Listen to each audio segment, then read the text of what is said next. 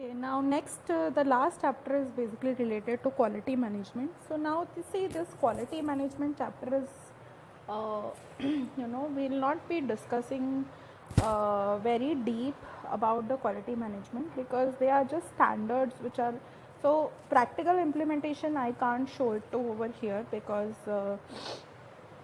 they are basically related to a company's perspective of um, which standard to follow. So there are many standards which can be followed with respect to quality standards.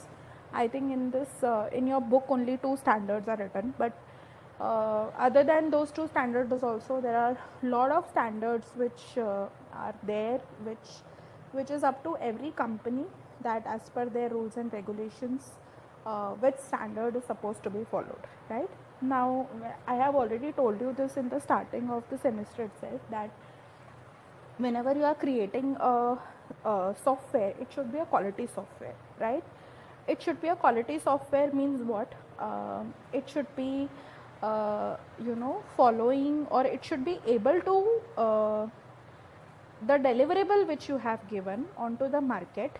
So the customer should be satisfied with whatever is the requirement of the customer, whether it is justified or not justified, that too effectively, right? So then you can say that okay, the quality of the software is good, right? So but before the software is released onto the market, it should pass through some rules and regulations, some checklist, like we have discussed checklist in terms of change control. So some checklist of a standard that a company believes in, right? So a company says that okay, we follow this XYZ standard. So that standard should be the rules and regulations, the procedures which are written in that standards, that should be passed by the software, right? The product should be able to pass those particular regulations which are written as a part of a particular standard. So then you can say that okay, it's a quality software, right? So we'll quickly go through this chapter because it's all theoretical. There is no practical aspect over here. When you're talking about quality management, so concerned with ensuring the required level of quality is achieved by a software product, like I just told you. It involves in defining appropriate quality standards and procedures and ensuring that they are followed. So the standards and procedures that you have written, that should be followed, right? Should aim to develop a quality culture where quality is seen as everyone's responsibility, right? So everybody who is a part of the development of software, starting from the initial stage to the end stage, is responsible for improving the quality of the software, right? Now what is quality? So quality simplistically means that product should meet its specification. Now when you talk about specification, so अगर मैंने बोला कि I am creating a library management software, अभी वो software के अंदर XYZ सारे task होने चाहिए, ठीक है? तो अभी दो कंपनीज ने सेम सिस्टम बनाया लाइब्रेरी मैनेजमेंट सॉफ्टवेयर का, और दोनों में काम तो हो रहे हैं, ठीक है? इशू बुक हो रहा है, रिटर्न, जैसे हमारे पास कोहा है, ठीक है? कोहा is a software that we have in our library, which is online software, wherein you can search for the book and search for journals and see that which book is kept in which track, and all those things are there in Koha, right? Now similar kind of software is made by some another software company as well. Now you will say that कि काम तो दोनों में हो रहा है, ठीक है? Both the softwares are giving me the same work, same specification is met, but the quality is more defined by means of non-functional requirements, because non-functional requirements are something that you cannot implement, right? They are just going to add quality to your the product that you have developed. So it's written over here, there is a tension between customer quality requirement. Customer की quality requirement क्या होती है? Like supposingly efficiency and reliability. And then developer quality requirement, developer को कैसे maintain करता है? Maintainability, reusability. So what I mean to say is that you can improve the quality of the software by means of the non-functional requirements. Functionality तो कोई भी implement कर देगा, ठीक है, लॉगिन लॉगआउट करना है, बुक्स ऐड करने हैं, इशू होना चाहिए, रिटर्न होना चाहिए, पे फाइन होना चाहिए, ये जितनी भी फंक्शनैलिटी आप लिस्ट डाउन कर रहे हो वो तो कोई भी इम्प्लीमेंट कर देगा और it will meet the specification. But non-functional requirement is something which improves the quality of the software uh, because of the features, the added features it gives, right? So quality is always represented by means of your non-functional requirement rather than your functional requirement, क्योंकि functional requirement are supposed to be implemented, वो तो होना ही चाहिए, ठीक है. But what is something which is an added feature which is given by your product, so that is your non-functional requirement, right? So these are the quality management activities. First is quality assurance, then quality planning, then quality control, right? So we'll see each and every step one by one. So first is quality assurance, which says that you establish the organizational procedures and standards for quality. Then for quality planning, so the जो भी आपने select किया ऊपर, whatever organizational procedures and standards that you have selected, how to incorporate them, right? So that is planning. And then control, ensure that the procedures and standards are actually being followed by the software development team, right? So that is control. And we'll see the set of activities which are coming inside software assurance, planning and control one by one. So this is fine. This is okay, it doesn't say anything. Okay. Now one is process based quality and another is product based quality. Product based quality will come later on. So process based quality means what? There is a straightforward link between the process and product, right? We know what is a process and we know what is a product. So product is nothing but which is the deliverable, and process is the entire process which is followed in order to deliver the product, which is your SDLC, right? So more complex for software because the application of individual skills and experience is particularly important in software development. External factors such as novelty of an application or need of an accelerated development schedule may impair product quality. So generally what happens is that whenever you are trying to make a good software and you want to give the software early to the market so that it comes before anybody else has launched it. So due to this speed, that time constraint, you might impair the product quality, right? So that is why it is more complex for a software, whereas when you are talking about hardware, it is not as much as complex for a hardware, because hardware you just have to it should work, right? It should work properly. That is the only thing which is required for a hardware. There is no non-functional requirement which is coming in terms of hardware. If you are supposingly using an embedded system, तो वो work करना चाहिए. जैसे अगर आप supposingly बोल रहे हो कि कोई washing machine आपने लिया, so it should be working, right? The qualities which are listed in that hardware part should be working properly, right? So in the same way, but in software you have to check for other things also, which is the non-functional requirement as well, right? So care must be taken not to impose inappropriate process standards. These could reduce rather than improve the product quality. So process plays a very important role because your process decides how your product is going to be delivered. So if your process is very fast, or if you have more rules and regulations or wrong standards for process, then your product is definitely going to be of bad quality. So process based quality, you define the process, right? Then you develop the product, then you assess the product quality. If the product quality is okay, then you standardize the process, right? If the product quality is not okay, you improve the process. Like let's talk about waterfall model, and then you have iterative waterfall model, right? So what was there in classical waterfall model? So in classical waterfall model, you go through the entire process of SDLC, and once the SDLC phases are over, then you cannot make any changes in the product, right? So that was classical waterfall model.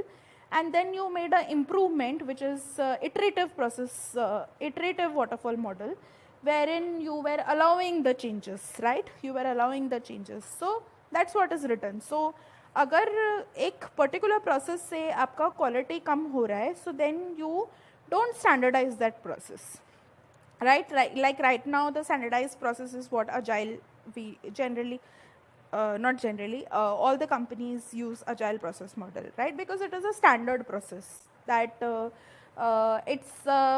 it's found out that all the products which are delivered using agile process model are going to be good quality product, right? So it is a standardized process.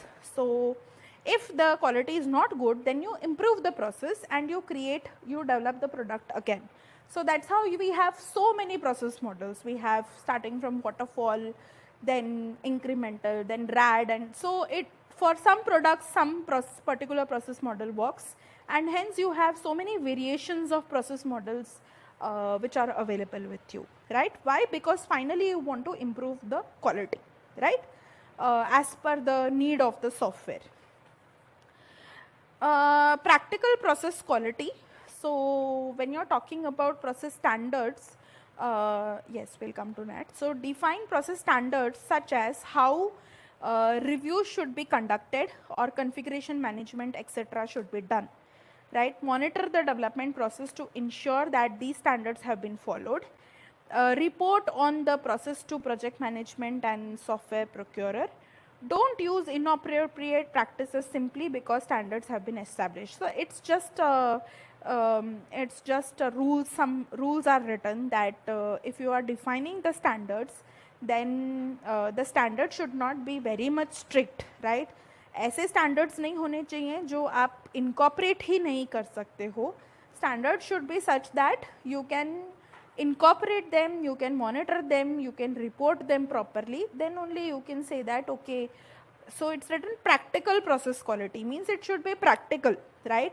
It should not be illogical. Logical hona chahiye that you can actually implement it practically. That is why it is written practical process quality, right? Next is what? Quality assurance and standards. So of course you have international standards, national standards, and organizational standards. There are a lot of standards which are available. So there are two types of standards: product standards and process standards. Product standards are related to the product which you are developing. Process standards are related to the entire software process which is followed in order for the creation of the product, right? We'll see one by one. So these are some of the standards. Now this is not a standard name, huh? This is not a standard name. This is just a checklist. Like अगर मेरा product standard मुझे पता करना है, तो it is always related to the product. Like you can see Java programming style, right? Like nowadays it is Python is more famous. So अगर मेरा product एक standard product है, तो the programming style which is used inside that particular product should be a standard programming style, right? Like for example the structure of document which is used inside it should be a standard one. जैसे हम लोग SRS बनाने के लिए we use IEEE standard. So SRS बनाने के लिए दूसरे standards भी available है, but we use IEEE standard because it is a standard. It is a proper standard for creation of SRS, right? So that again is related to what? It is related to process standard because that is how we follow it. Okay, so any process which is taking place, any kind of documentation that you are creating, any software that you are using, all those should be standard product, up to a standard. That is the meaning of product standard or process standard. एक particular standard को ही आप use करके which is you know it is established one, उसको सब use करते हैं. तो वैसे ही standard को follow करना है for product standard and process standard. That is the meaning of process and product standard. Means finally whatever you are doing as a part of product and as a part of process should be a established one. It should be recognized one. So use only those things which are recognized and established, right? Whether it be a process, कोई process आप follow कर रहे हो तो भी वो कोई established या रिकॉग्नाइज्ड प्रोसेस होना चाहिए, कोई डॉक्यूमेंट आप बना रहे हो तो उसका भी जो फॉर्मेट है that should be recognised format. In that way I am talking about standards. These are not the name of the standards. Name of the standard will come now. So two such standards which are written over here in this PPT, which is belonging to the book, is ISO 9000 and ISO 9001. Right, there are other standards also. Six Sigma is there. There are, if you go and search software quality standards, you will get lot of standards, right? I am not going to go through what is this ISO 9000 and what is ISO 9001. What you have in this ISO 9000 and ISO 9001 is basically some uh, some process which has to be followed, some checklist that has to be followed, some functions which has to be followed. So if your product is following all those rules and regulations, then you say that your product has passed ISO 9000, right? Or your product has passed ISO 9001, right? You just need to go through the names of the standard, what is written inside each and every standard. That is of no use, right? It's not logical, right? So that is all about the two standards, which is ISO 9000 and ISO 9001. तो अगर एक software company बोल रही है that we follow ISO 9000, means the quality standards which are written inside ISO 9000 should be followed by that particular product. That is the only thing by which you can say that it has passed ISO 9000, right? जैसे hardware devices भी होते हैं तो उनके भी अलग अलग standards होते हैं, ठीक है? तो अगर आपका हार्डवेयर डिवाइस वो स्टैंडर्ड जो भी फॉलो करता है या जो क्लेम करता है that if this particular hardware is trademarked by this particular standard, means what? You can use it. Sometimes international standards are there, sometimes national standards are there, so it will not work internationally. Like let's take standard for education, right? So you have UGC approved, right? AICTE approved, you have NAC accredited, you have NBA accredited. What all these are nothing but the standards for education, right? So if a university is NAC accredited, so that means what? Whatever criteria which is mentioned inside NAC, let's say that teaching and learning should be having these many points, and research should be having, suppose, some XYZ points, and student activity should have some points, and industry collaboration should be there, and let's say international university collaboration should be there. So these all are few points which are listed inside NAC. तो अगर आप ये सब follow कर रहे हो और आपको उसके अप्रोप्रिएट मार्क्स मिल रहे हैं, that means you are NAC accredited, right? Same goes for NBA, that NBA में जो भी क्राइटेरियाज हैं वो, जैसे NAC में रिसर्च को ज़्यादा क्राइटेरिया मिलता है, NAC is more oriented towards research. वैसे ही अगर NBA लेते हैं तो NBA is more oriented towards teaching and learning, right? दूसरा है जैसे COE मिला था अभी, centre of excellence. So COE के अंदर कुछ क्राइटेरियाज होते हैं. सो वो क्राइटेरियाज अगर आप फॉलो कर रहे हो तो you will get some points according to how much work you have done in those criterias, right? So then according to that you say that okay, we are recognized by COE, or we are recognized by NAC, or we are recognized by NBA.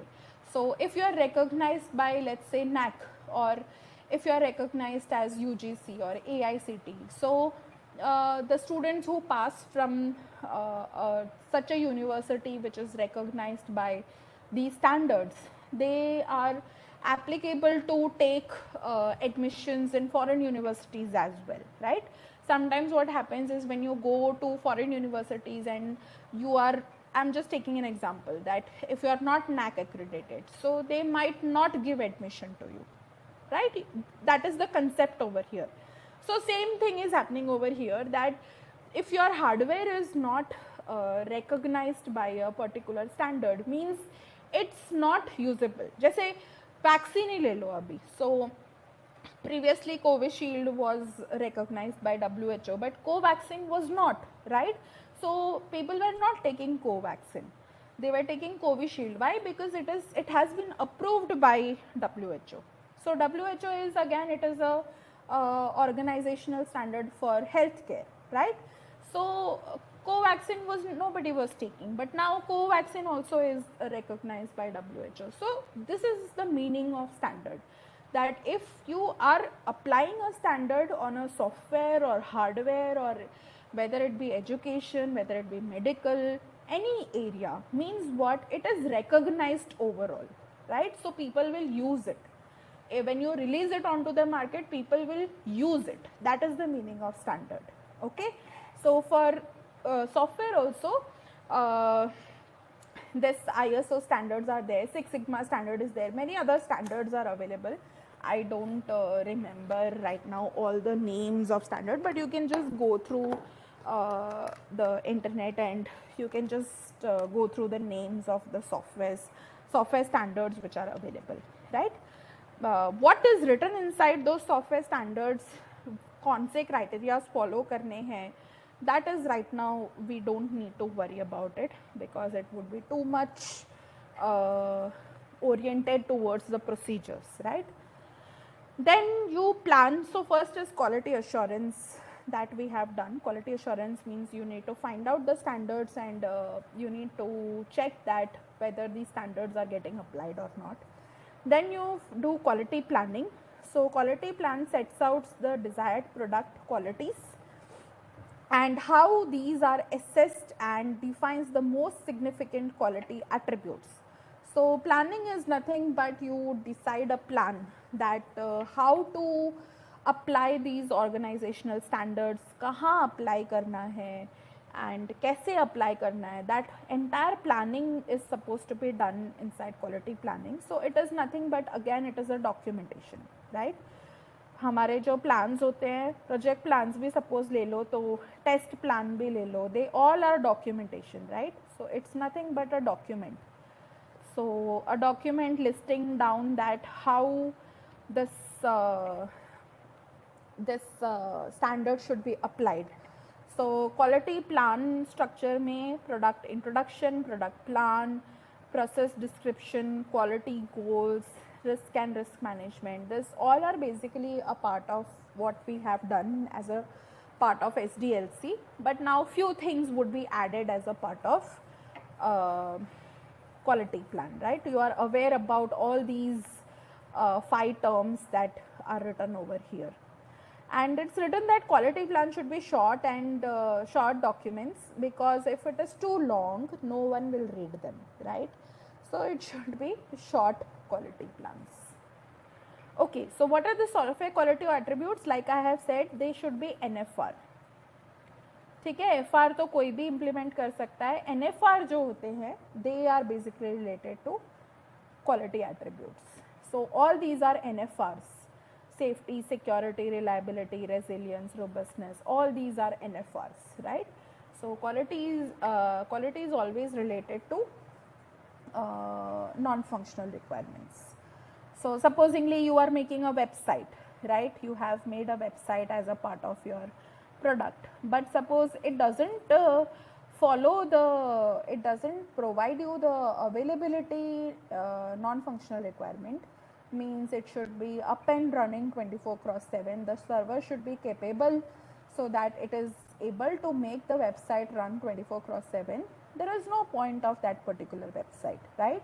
So means the quality is not achieved, right? Because it has not followed that NFR criteria. So like that I want to talk. That is what I mean to say. Okay, now quality control, again, it is just reviews. So see, many terms will keep on repeating only now, because now you have gone through the entire SE course. So again, reviews is nothing but, the formal reviews that you go through, that whether the work has been done properly or not, whether you are on track or not, whether this quality standard has been applied or not, and so on, right?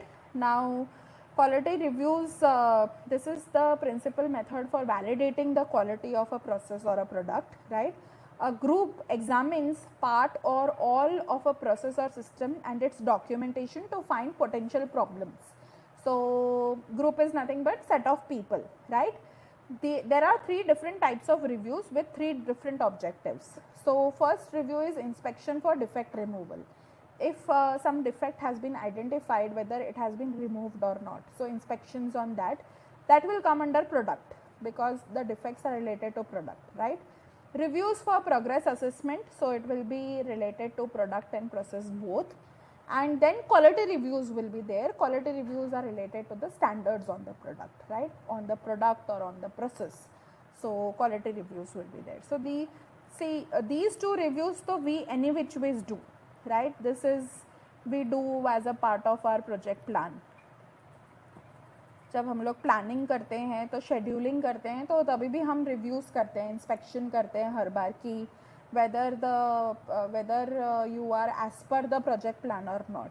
And this is related to test plan, right? ये हमारे test plan में आता है कि जो भी हमने defects निकाले हैं whether those defects have been modified or not. So what comes under quality review, quality related to quality is your quality reviews, right? So it's nothing but the standards that you have chosen, whether they are being incorporated on or not. That is basically quality reviews. So nothing like an inspection only, right? So this I just told, you can just read it later on. This is fine. This is also okay.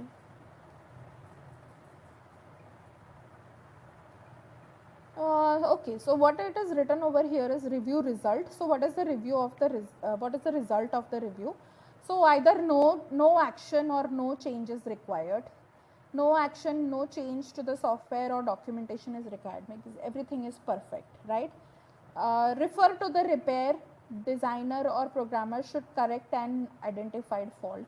So something has been found out and in the review and you need to repair it. Like even if you talk about your project reviews, so if your faculty tells you in the review that okay, you need to change this, so that means you need to change it. If the faculty doesn't tell you anything, means you have done work properly, right? So no action is required. Reconsider overall design. Sometimes it happens that in reviews we say that this project is not good, you need to change the project, right? Because it's not falling under the, it's not justifying your minor project. So we tell students that nahi, abhi you change the project title because this is not falling under the work of minor project, or it is not justifying your minor project. So that's when you need to change your entire project. So that is what reconsider overall design means. There is some problem which is identified as a part of design and you need to change, you need to revamp your overall design to make it a quality software, right? So that will be, that can also be a part of review result. Okay, now coming to the important part in software quality is metrics. You remember that I told you about object oriented metrics of estimation, वो वहाँ पर था, और यहाँ पे software object oriented metrics related to quality management है, ठीक है? तो अभी मेट्रिक क्या है वो सब मैं नहीं बोल रही हूँ अभी, क्योंकि मेट्रिक क्या है वो मैं आपको ऑलरेडी बता चुकी हूँ. आपको यहाँ पे दो चीज़ें देखनी है these metrics. First is you need to understand what is the internal and external attribute. What is internal and external attribute? मतलब ये मेरे NFRs है, ठीक है? These are my NFRs. Now, when I want to achieve these NFRs, these are some of the criterias which I can keep on checking. Cyclomatic complexity, you know what is cyclomatic complexity. In how, so whatever is the value of cyclomatic complexity, basically you decide your set of independent paths, right? So now you check that okay, cyclomatic complexity के पास कितने यहाँ पे दो arrows हैं, means your maintainability and reliability NFR can be achieved by means of the value of cyclomatic complexity. Let's say that you are here, which is these two arrows. So number of procedure parameters, depending on the value of number of procedure parameters, maintainability and portability can be checked, right? Means keeping a track of it, not checked exactly, keeping a track of it. Program size in lines of code in terms of LOC.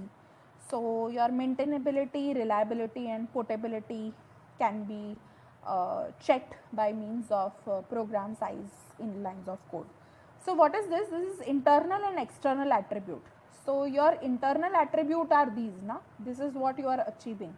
But externally what is visible to you? Externally what is visible to you is basically your NFR.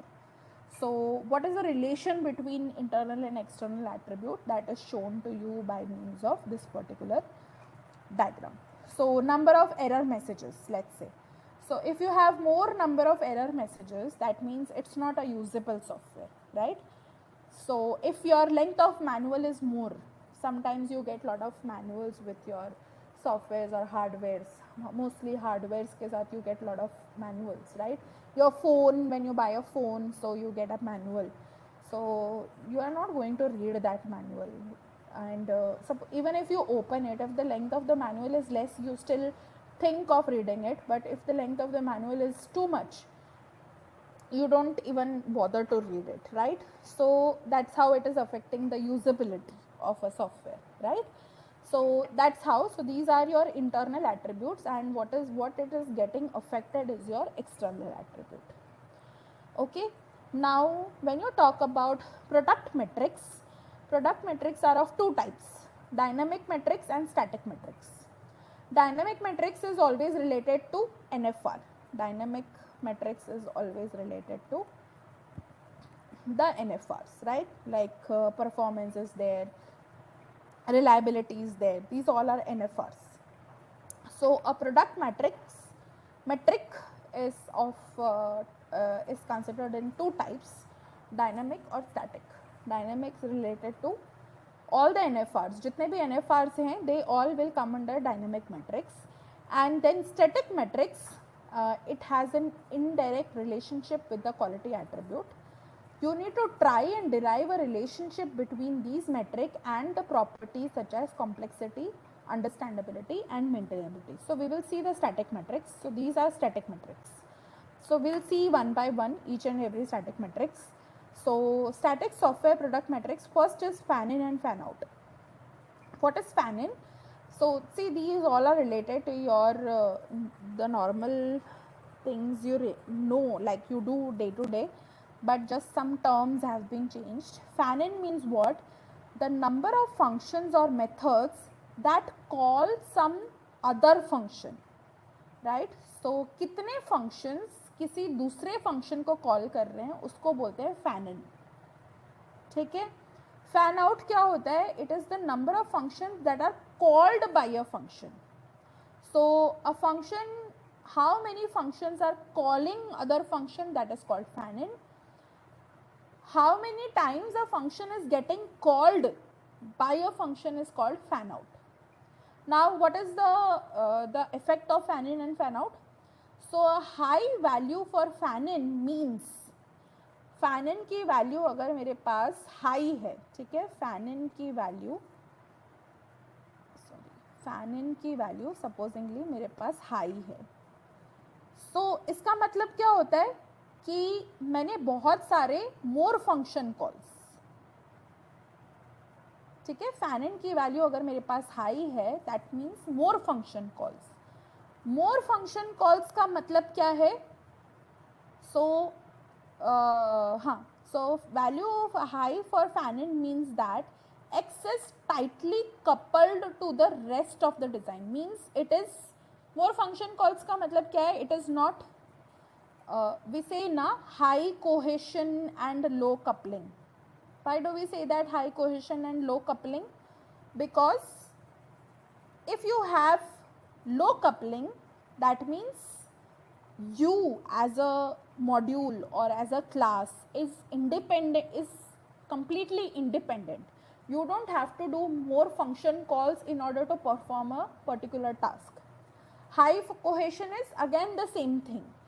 You are, as a class or as a module, you are able to perform your task on your own rather than taking help from other modules.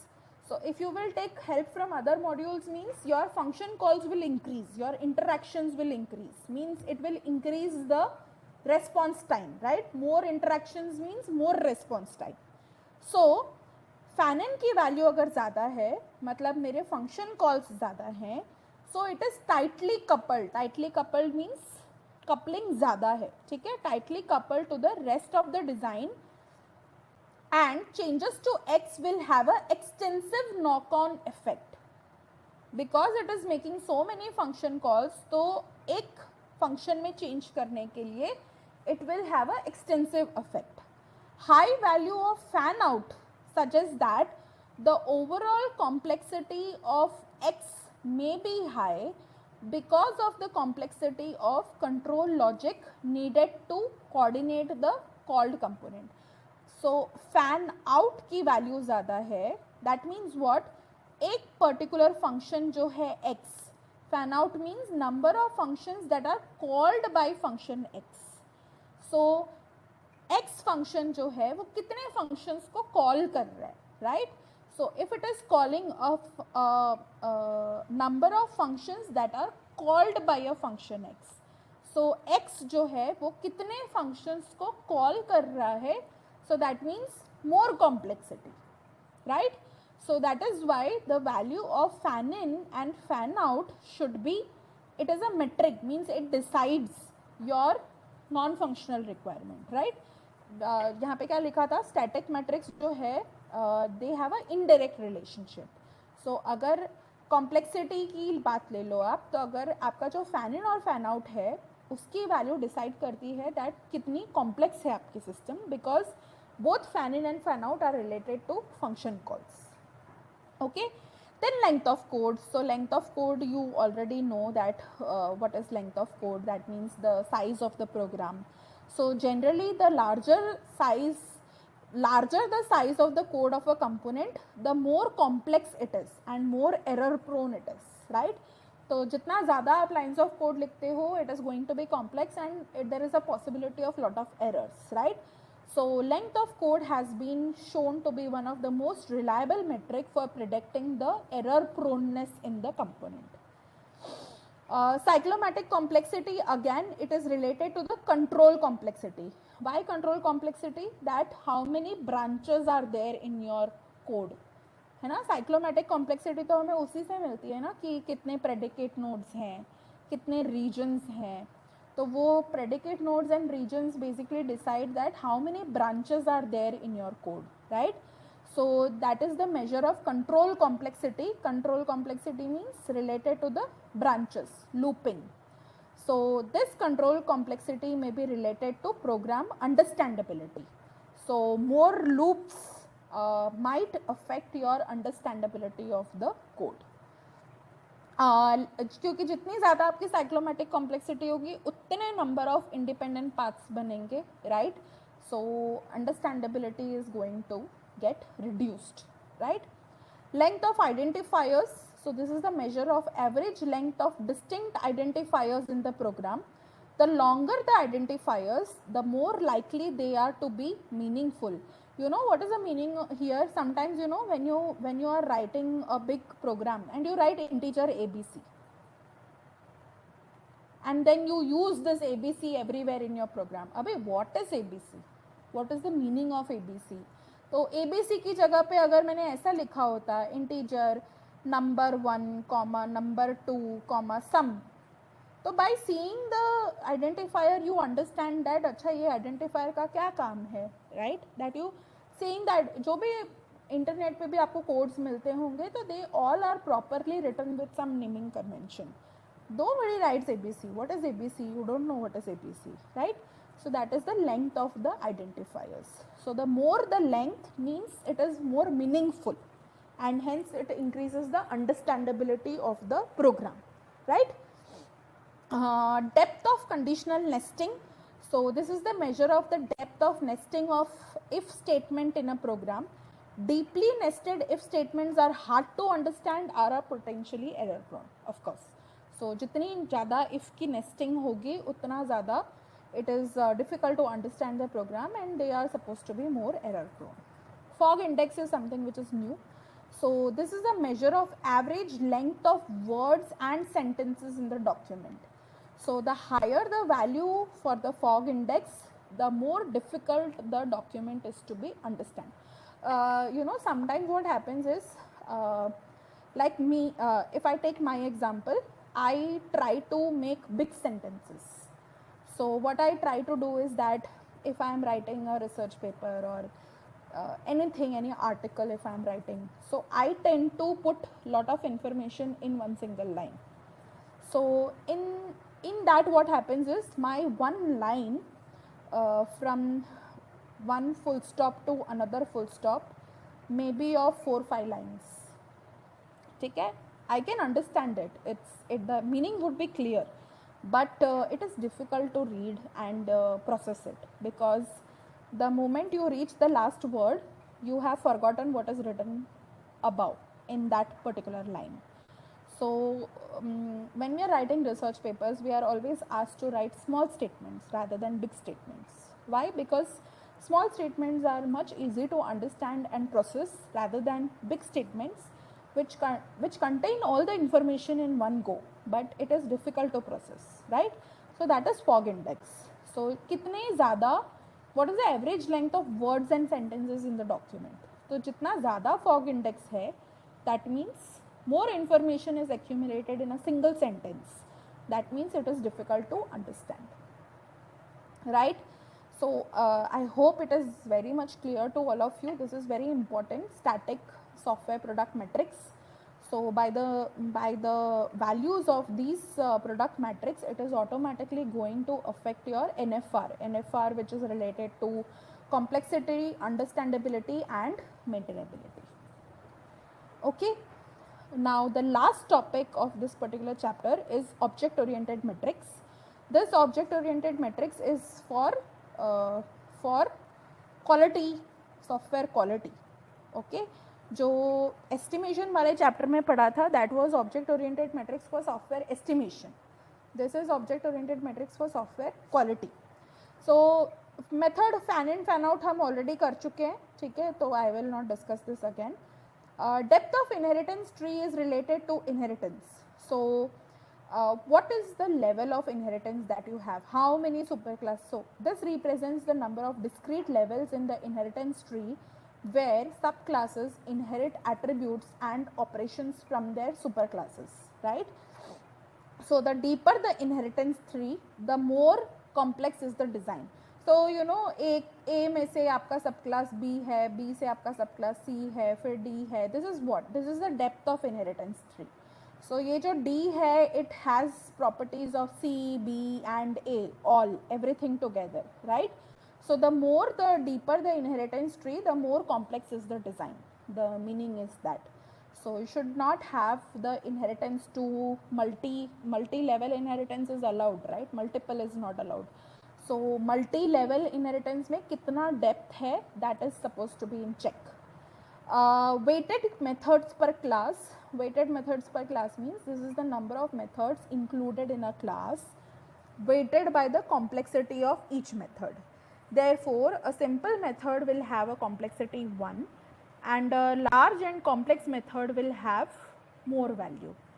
So first of all, how many methods are there inside the class and what is the complexity of each and every method?